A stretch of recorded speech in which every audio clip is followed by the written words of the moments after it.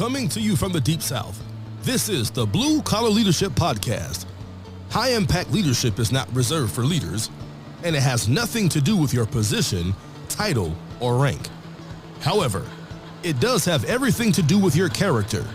It's time to climb to the next level and beyond, personally and professionally. Now, let's start making it happen with your host, Mac Story. All right. Thanks for stopping by the Blue Collar Leadership Podcast today.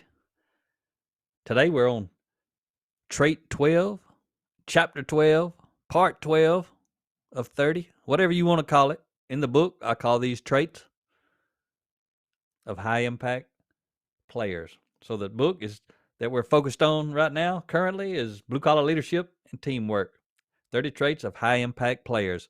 If you're listening to this podcast, I assume you are one or you have a strong desire to be one. Either way, I'm glad you're listening. So let's dive in. I want to start off today with a quote from U.S. Navy SEAL Commander Jocko Willink. You may have seen Jocko around. He's on the news sometimes. He's got a couple of great books.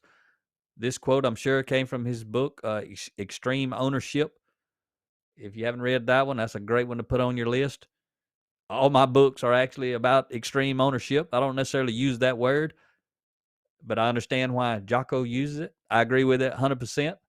But my Frontlines book, Blue Collar Leadership Leading from the Frontlines book, which I already have a 30-part series on, episode 65 begins that series. That entire book is about extreme ownership. You do what's in that book, you're doing what Jocko is talking about. You're taking extreme ownership of leading yourself well as an individual. That book focuses on becoming a high-impact individual. You need to master that book in order to be able to truly master this book we're covering now, Blue Collar Leadership and Teamwork. Because this is how to become a high-impact team player. You know, there are a lot of people out there, they work well by themselves. They're high-impact individuals. But some of them, they don't work well with others, especially low-impact individuals. So that book, the Frontlines book, has one place. This Teamwork book has another place. And when I say place, I mean a place in your leadership development library. So what's this quote I was talking about from Jocko to kick off today's session? This is what he had to say. Well, first, let me say this trait is be proud. Trait 12 of 30 is be proud. The subtitle is exhibit confidence without arrogance. So let's listen to Jocko, what he had to say here. Jocko says, often the most difficult ego to deal with is your own. Jocko's talking about, he's doing some mirror talk with you right there, right? He's telling you, pull your mirror out, take a look in that thing, see what you see. Again, he says, often the most difficult ego to deal with is your own.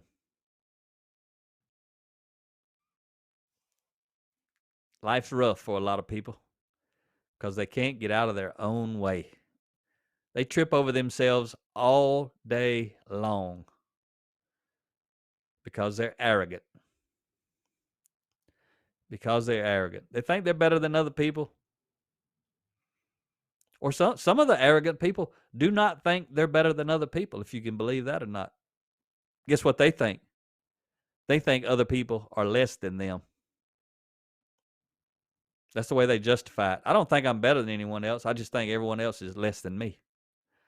I'm sure by now you figure out it's the same exact thing, just said differently. And they may not ever even say it. They don't have to say it because they believe it. They live their life like that. You know when you meet these people. You know when you meet people who think they're better than you. You also know that those people think they got everybody else fooled. Especially those bosses. My goodness, those bosses who are arrogant, who pretend they care about you and they value you. And you know all they do is they think that you're beneath them. You know who I'm talking about. But they're not just bosses. They could be team members. You could be the boss and you could have someone like that on your team. You could have someone who reports to you who thinks they're better than you. See, arrogance doesn't care about your title or your position. It's got nothing to do. Arrogance has nothing to do with your title or your position. Arrogance has nothing to do with your income, what kind of car you drive. Arrogance has everything to do with your character. I've seen wealthy people who are highly arrogant, and I've seen poor people who are highly arrogant. Obviously, if you're wealthy, it's a little bit easier to become arrogant or reveal or show your arrogance because your lifestyle kind of reflects it in a way. But let's get back to talking about teamwork. In this chapter, this trait is titled Be Proud. But I'm talking about being proud in a way that reveals you are not arrogant. You can be proud. Most people are proud in the wrong way. But there is a way to be proud in the right way, assuming you want to develop positive influence with people of high character. Again, that's the framework. You have to put every single thing that I talk about, and Rhea talks about, my wife Rhea, everything we talk about and write about, you only want to align with us in the principles we share if you value developing a high degree of influence with people of high character. If you want to have a high degree of influence with people of low character, you don't have to do much of the stuff that I'm talking about. There's lots of other ways you can do that. They're a lot easier because you don't have to develop your character to do it. But I don't care nothing about that. And if you're listening to me, odds are you don't either, or either you're in a transition mode and you figured out there's a better way of living your life and there's a better way of thinking. There's a higher level of awareness out there and you're trying to tap into it. So thank you for allowing me to help you with your journey. So when we're talking about high impact players, they get results. High impact team players get results, which means they also get attention. They also get attention. Just like when we're leading cultural transformations in organizations, or not leading it, but we're facilitating it. We're helping. We are leading it. If people are following us, if you work in an organization that's going through cultural transformation and you're following me, at this moment, I'm leading the cultural transformation. Tomorrow, you may be listening to some of your coworkers or your boss or another podcast or something like that. But relative to you, if you work in an organization that's going through cultural transformation, when someone's influencing you to get better or to move forward, they're leading in that moment. Leadership is very dynamic. It's moving around constantly. I'm sure you're getting a lot of your influence from multiple sources. But let's get back to this last thought I shared with you, because this is where I talked about last episode, I talked a lot about hungry people. So I just said a moment ago, high impact players get results. I could have said hungry people get results. Remember, when I say hungry, I'm talking about the go-getters. Those who want to deliver results relative to character and competency. They want to accomplish the mission. They want to improve processes. They're all about everything getting better, including themselves. So high impact players get results, and this is the bad part of it, but it's also good, but it depends on the person's character, which means they also get attention. See, in organizations, I'm always looking for these hungry people, and I shine my light on them, man. I put the spotlight on them. I make sure everybody can see them because especially the top leader, I want the top leader to know who the hungry people are. So I make sure they can see them. So I give those people a lot of attention. And if the leader's a high impact leader, that high impact leader is going to give those hungry people a lot of attention. Or using this term I was sharing a minute ago related to this book, high impact players, because they are the hungry people. Their coworkers are going to start shining their light on them. So I'm shining my light. Leaders are shining their light. Coworkers are shining their light. Their spouse and children at home could be shining their light on this high impact player who's getting results, whatever that means for them. So it's real easy, especially for a new person who's just getting into this growth and development. It's real easy for them to do it the wrong way. They do it with arrogance. Remember I said earlier, the subtitle of this chapter, the traits be proud. The subtitle is exhibit confidence without arrogance. So these folks who get fired up, they hungry, they want to go pound what they've learned into somebody else's head. If they'd slow down a moment and quit being so arrogant about it, and they could look back on how did they get this stuff in their head, odds are no one pounded it into their head like they're trying to do other people. This type leadership is more about an invitation. Someone invited them to step on this ladder, to start climbing. Could have been me, could have been their leader, could have been someone I don't even know, could have been someone they work with, could be somebody they're friends with outside of work. That invitation could come from all over the place. Odds are, though, it was not pounded in. It was not a directive, it was an invitation.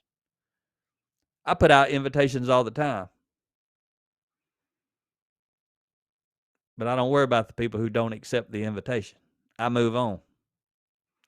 A lot of times, people who have too much pride and ego, the wrong kind, they want to go take a hammer and beat this stuff into somebody's head. I don't know why, because that's not usually what happened to them. Actually, I don't know anybody who climbed on this train or jumped on this train that I'm talking about, that I'm on, where someone beat it into their head. Usually that turns people away. So the mission you're trying to accomplish, if you were to be one of those people, you're doing exactly the stuff to cause you not to accomplish that mission. So you need to slow down. You need to look in the mirror. You need to work on yourself because you ain't got it all figured out yet. And I know some people, you may think I'm talking to you, but check this out. I know a lot of people. I'm talking to a lot of people. I'm talking to people I know. I'm talking to people I don't know. There's a lot of people listening to this podcast who read my books, who heard, maybe they listened to all my episodes. I've never spoken to them. I've never met them. But I know they're out there doing this. They're making that mistake because that's what we all do. I did it. You either probably have done it or are going to do it. Depends on where you are in your journey. The message today is if you want to be a high impact team player, be proud of what you have done, but don't go out and beat it into other people's head. See, when you're dealing with being proud, this trait 12, it's important to apply trait 3. Be humble. If you done forgot about being humble, you need to go back and check out that episode or turn to trait 3 in your book. Read that again. That trait, being humble, is what allows you to be proud in the right way. So you got to be humble while you're being proud. High impact players are humble. Being humble doesn't mean you can't be proud of yourself and what you have accomplished. It does mean you avoid thinking how awesome you are because of it. And I'm very, very proud of myself and what I've accomplished, my personal transformation. I know Rhea is extremely proud of herself and what she has accomplished. If you don't know her story, go to her website, look at the top menu up there, TEDx, TEDx. Watch her 7-minute TEDx talk based on her book, Bridges Out of the Past, A Survivor's Lesson on Resilience. Go listen to that and look what she went through in her life. It's only 7 minutes. She'll share with you how she was sexually abused, extremely sexually abused by her father from age 12 to 19, how he trafficked her to other men so that they could do the same thing he was doing. so that he could watch them do it, so that they could watch him do it. If you know her story and you know where she came from, she's got a right to be proud of who she is and what she has accomplished. But she doesn't think she's awesome because of it. But what she does do is she thinks other people who can overcome that type of thing, she thinks they're awesome. She just doesn't think she's awesome. And I can speak to that because I've overcome some stuff and nothing like that. But a lot of stuff other people haven't overcome, which is me. I had to overcome myself. I don't think I'm awesome. I'm proud of myself. I don't think I'm awesome because of it. All I had to do was make a choice that anyone else could make in a similar situation. I think they're awesome when they do it, but I don't think I'm awesome. What do I think about me? I'm just trying to get better. I still am. If I come across as arrogant, I could hardly do what I do for a living. People don't want to learn character developments from someone who needs a big dose of it themselves. Norman Vincent Peale said it best. He says, believe in yourself. Have faith in your abilities. Without a humble but reasonable confidence in your powers, you cannot be successful or happy. So if being proud causes you problems, it's likely because of how you're being while you're being proud. It's about how you're being while you're being proud. That's why this book is full of 30 traits that start with the word be. B-E. Because each one of these traits teach you how to be a high impact team player. But what's going to determine if you are a high impact team player is how you're being while you're doing what you do. I'm teaching you how to be, but you're going to determine how you're being. I don't have a say in that.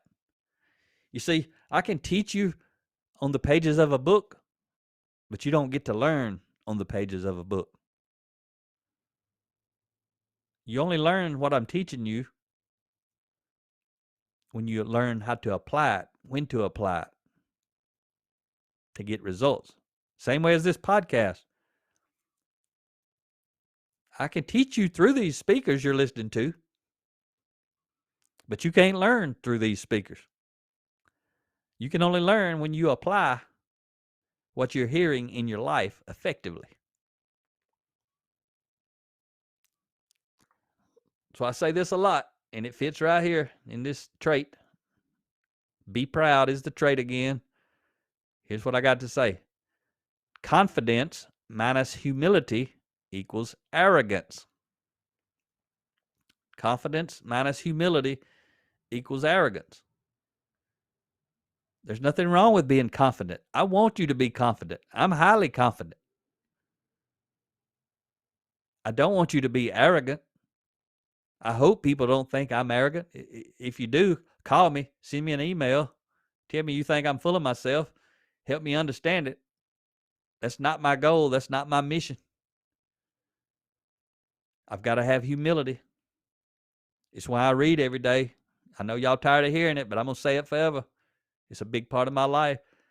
I read every day. It takes humility to read every day. I have learned a lot of stuff after reading every day for 15 years, after applying this stuff in my life for 15 years, after working with teams of people all over this country and outside of this country for many, many years, more than 15. I could easily be arrogant. I don't want to be arrogant. I want to be confident, though. I know what I'm talking about. But how am I being while I'm being confident? Do I make you feel like an idiot? I hope not. But I'll let you in on a little tip on that one. There ain't but one person on this world can make you feel like an idiot. That's you. There's a lot of people in the world who could point at you to say, hey, look at that joker over there acting like an idiot. That's what they used to do to me. But the only person who could make me look like an idiot was me. So if you ever catch yourself talking about somebody made you look like an idiot, oh no, you didn't need any help. You did that all by yourself. Someone else just pointed it out. So confidence minus humility equals arrogance. Simon Sinek got it right when he remarked, confidence is believing you're good. Cockiness is believing you're better than anyone else. That's some good stuff right there. That's one of those golden nuggets from Simon. Confidence is believing you're good. Cockiness is believing you're better than anyone else. Not just better than others, he said. He said better than anyone else. Don't miss that key word there. So I want to start heading into the closing up this episode. It's still going to be a while. But I want to talk about some stuff that Rhea says, my wife, that I was sharing about earlier. She's got some great books, some great content. She focuses on leadership development, personal growth for women. A lot of her books, actually all of her books, relate to men just like they do women, because they're full of principles that apply to everybody. But she's got a few books that are written in the context of women for women. But I've had some people read those books and tell me, I've had some men tell me that's their favorite book they've ever read, was a book that Rhea wrote for a woman. So it takes humility to read a book written for a woman and to pull the principles out of it and see how they apply to you. It's just like the Front Lines book, Blue Collar Leadership, Leading from the Front Lines. That book is written in the context of an entry-level frontline worker. Entry level. They're at the lowest level position within a company. That's who I wrote that book for.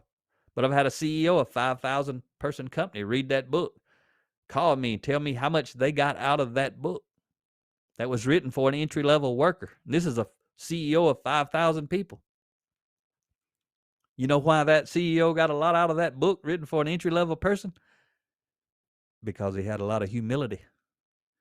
He didn't read it like it was written for an entry-level person. He read it like it was written for him.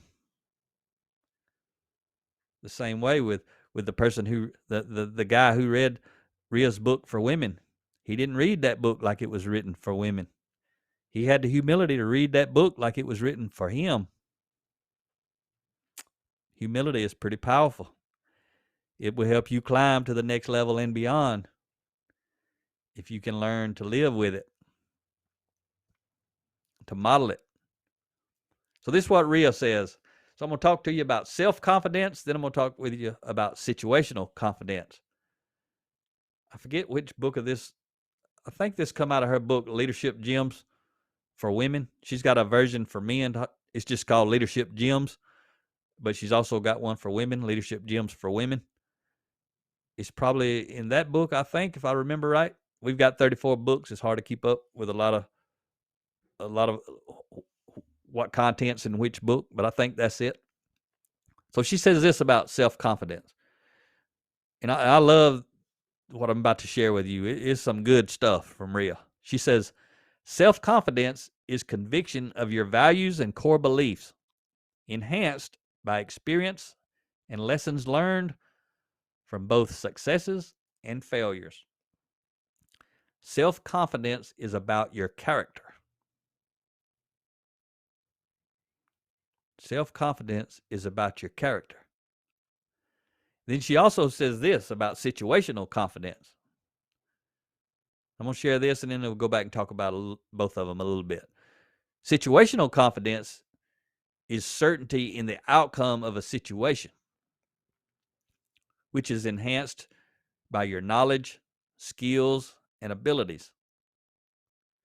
In other words, situational confidence is dynamic and is affected by factors outside of your control. Situational confidence is about your competency. So see, situational confidence, I could be hired to do a job, or I could already, let's say I already got a job. That's a better example. I've already got a job. All of a sudden, the boss comes up to me one day and wants me to take on a role or become responsible for a task that I really don't have a whole lot of competency related to. So I don't have a lot of situational confidence. Relative to that situation, I don't have a lot of confidence because I don't have a lot of competence. So my situational confidence in a new or unknown situation could be very low. But at the same time, I could have a high degree of self-confidence. That's related to my character. It's not going to change quickly. Your situational confidence could change in an instant. In one situation, you're doing something you're familiar with. You can work out of habit. You don't even have to think about it. You're so good at it.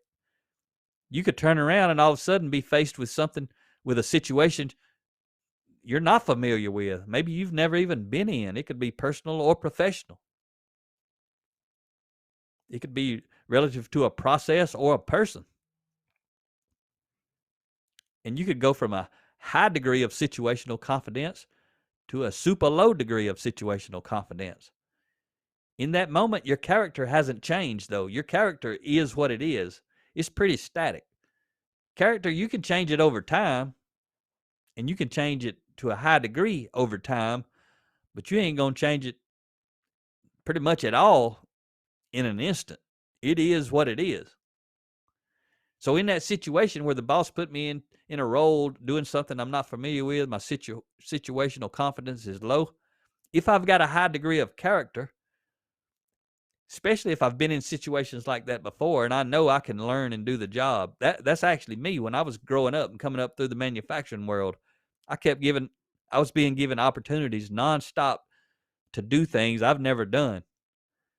And it never scared me because I knew I would put in the work and I would pay the price to learn to do that, whatever that was, at a high degree. And I did all kind of jobs. Every single one of them, I slayed the dragon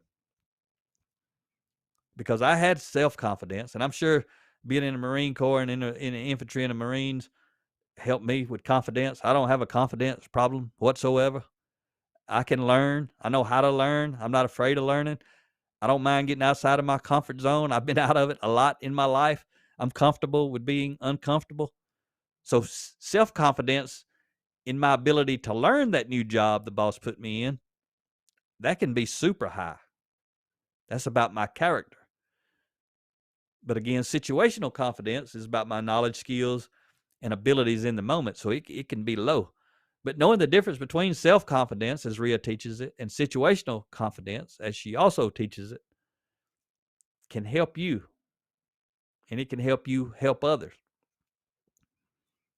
I'm going to leave you with a quote today from Dr. Henry Cloud. He wrote a book called Integrity. He's got a lot of other books. That's one that I really like, was his book called Integrity. I got a lot of nuggets out of that one, but I've read some other ones. He's got one called Boundaries and Necessary Endings. If you're in a relationship, whether it's professional or personal, and you're trying to deal with it, Necessary Endings is a great book by Dr. Henry Cloud. And I've leveraged a lot of principles that I learned in that book to end some toxic relationships, personal and professional. So he said this.